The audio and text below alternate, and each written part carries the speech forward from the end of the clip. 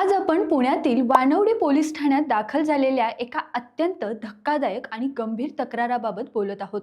ही तक्रार आहे शोभना विशाल भोसले ढिकळे, वय 30, या पुणे येथील हडपसर येथे राहतात। पुण्यात आधीच 3 महिलांना हुंड्यासाठी छळ झाल्याने आत्महत्या करावी लागली आहे।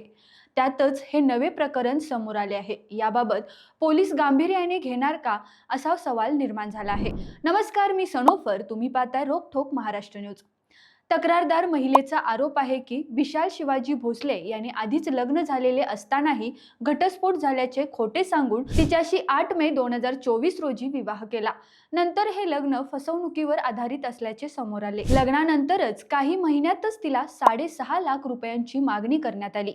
पैसे दिले नाहीत तर नांदवणार नाही, जीवे मारू, अशा धमक्या देण्यात आल्या। या छळातच पतीसोबत ललगुण गावच्या सरपंच असलेल्या जाऊ पूजा विजय भोसले आणि दीर विजय शिवाजी भोसले यांचाही सहभाग असल्याचा आरोप समोर आहे। तक्रारदार महिलेचा आणखी एक गंभीर आरोप म्हणजे तिच्या इच्छेविरुद्ध 2 वेळा जबरदस्तीने गर्भपात करण्यात आला।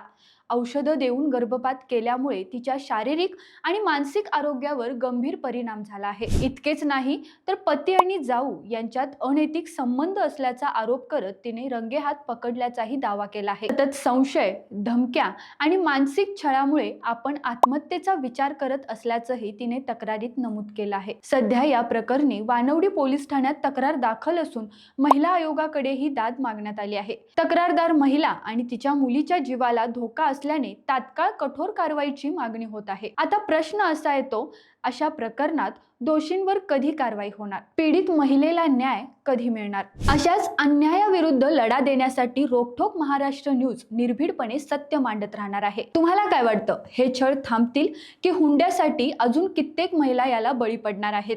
तुमचं मत कमेंटमध्ये नक्की कळवा। आणि रोकठोक महाराष्ट्र न्यूजसाठी जर तुम्ही नवीन असाल तर सबस्क्राईब करा, लाईक करा आणि शेअर करा।